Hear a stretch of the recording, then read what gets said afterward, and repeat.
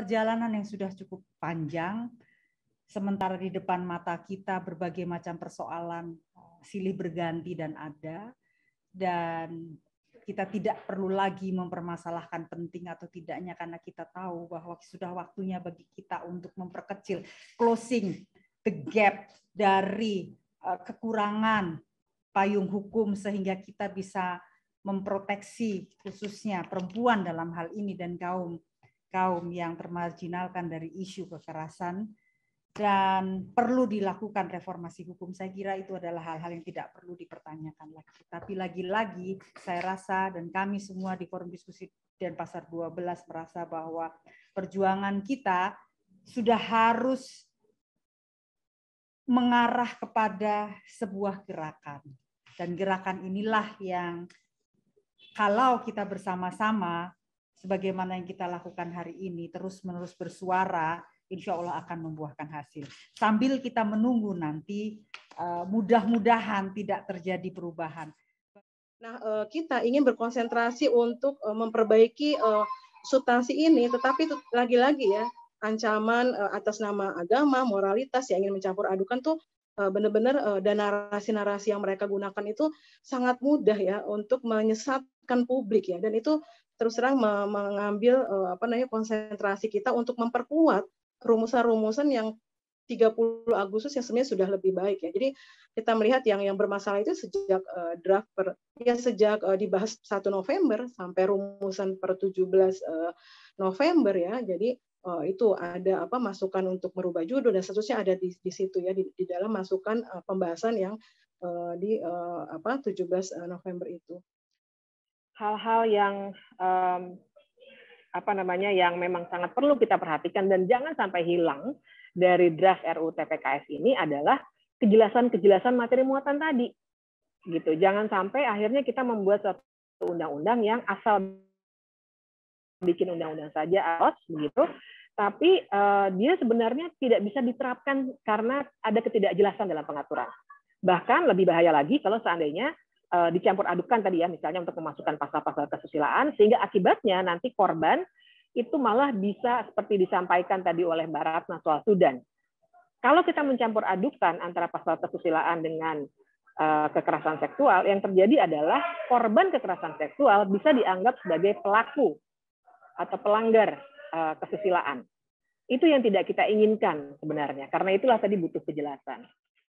Saya kira bagi kami itu jelas ya bahwa RUU ini menjadi sangat penting pada akhirnya karena ini adalah bentuk perlindungan warga negara secara sistemik mulai dari pencegahan, kemudian juga proses hukum yang menjamin keadilan bagi korban bahkan pelaku, kemudian juga pemulihan, rehabilitasi yang mana kalau menurut faham kami, mudah-mudahan justru ini faham kami ini yang benar, bahwa tindakan seorang pemimpin atau pemerintahan itu terhadap rakyat haruslah senantiasa berorientasi kepada kemaslahatan atau tasyaruful imam ar-ra'iyah manutun bil maslahah. Nah, ini yang kemudian justru yang kita jadikan landasan teologis dan landasan filosofis kalau mau kita pakai.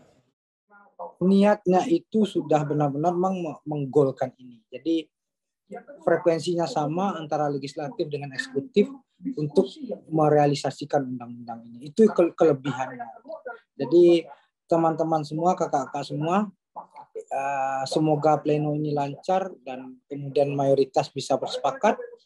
Tapi kalau tidak ya pesan Pak Surya kepada saya, kepada Bu Reri kemarin, fraksi Partai Nasdem sebagai pengusung sudah berjuang habis-habisan dan bagaimanapun kita sudah mencatatkan sejarah untuk kemudian kemajuan peradaban kita.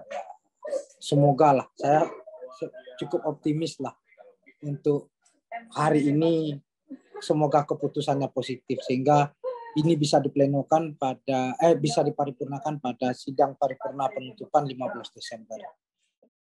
Dalam perspektif sosiologis juga sama, saya kira sudah sangat terpenuhi begitu yang juga tadi di awal saya jelaskan.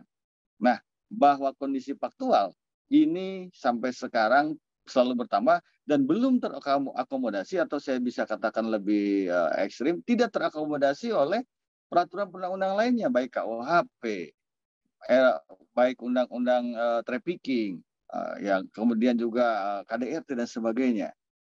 Nah, ini yang saya kira mestinya harus diakselerasi secara segera kan begitu. Nah, itu satu hal saya kira, 3 perspektif itu yang saya kira sudah memenuhi syarat semua, dan seharusnya tidak lagi ada pertanyaan dan perdebatan yang sangat melelahkan gitu. Saya berharap suara-suara para korban itu tidak diabaikan, sehingga kemudian optimislah, ada sedikit optimis supaya saya ingat kado ya, dibilang untuk kado 2 hari ibu ya Kak Bimbi ya. Benarkah itu akan terwujud sebagai kado di hari ibu, tapi khususnya kado buat, saya kira bukan kado hari ibu saja, tetapi ini persembahan, kado dari para wakil rakyat buat para korban di tanah air yang sudah sedemikian panjang. Masa sih kita harus mendengarkan lagi ada NWR lain yang bunuh diri karena tidak punya jalan untuk mendapatkan keadilan? Masa sih kita harus terus setiap hari disuguhkan dengan berita-berita di media betapa korban-korban kekerasan seksual kehilangan harapan? Saya kira pertama, alhamdulillah ya, puji Tuhan, karena apa yang kita rindukan, kita inginkan, sudah mulai nampak akan terwujud. Mulai nampak karena masih banyak langkah yang harus ditempuh sampai menjadi undang-undang.